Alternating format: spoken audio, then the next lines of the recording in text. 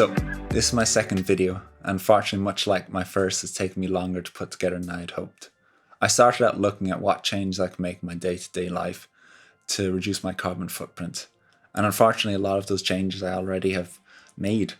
I wash my clothes at 40 degrees, I don't take baths, I use public transport to get in and out of work. I've been vegan for 2 years now. I try to fill the kettle up to the perfect amount each time.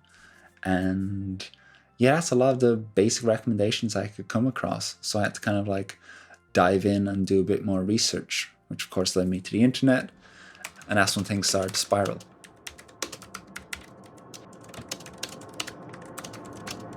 Turns out all banks are evil. The green energy company I was with before it went bankrupt was owned by a fossil fuel conglomerate. The supermarkets I frequent sell processed food laced with sugar and salt, whose production destroys the environment and whose consumption is even worse for the people who eat it. My pension provider has just spent billions buying up houses that's going to use exclusively as rentals, further exacerbating the affordable housing crisis in this country and stripping away any disposable income from a huge range of people who might use to try and live greener lifestyles if they weren't trapped in the debt cycle that is modern renting. The seas are rising. I have plastic in my blood. And Google, the very search engine I'm using to try and find greener lifestyle choices, actively avoids paying tax, which counteracts government's ability to fight climate change worldwide and further perpetuates the inequalities that are at the heart of the climate crisis. Which, as you can imagine, left me feeling a bit frustrated and defeated. I asked myself, what's the point? Why am I doing this? Then I remembered to take a breath. Turn away from the screen for a few moments and remind myself that I can't change everything in the world. And that's okay. Start small.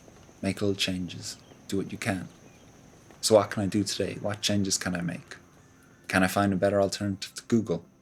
And guess what? After a short Google search, I managed to find Ecosia. They're another search engine that pledges to put 80% of their profits into planting trees.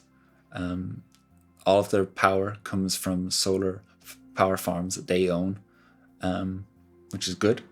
Unfortunately, they're powered by Bing, but no one's perfect. The next step is looking to see what's my biggest day-to-day energy usage, and that happens to be my computer.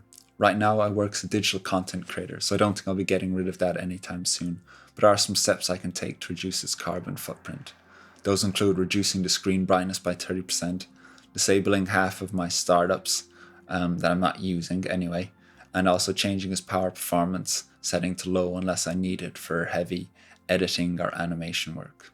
Aside from that, I've started looking into where I source some of my food from.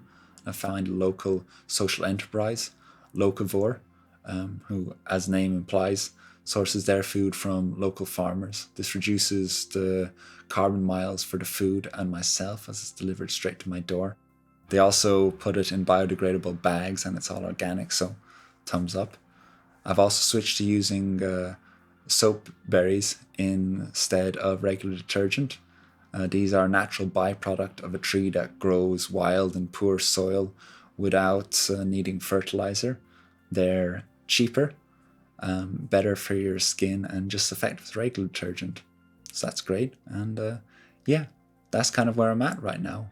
Those are the changes. Most of them are small, but hopefully if I stick with them, they'll add up over time. And yeah, thanks for dropping by. I'll see you next time, and best of luck on your journey.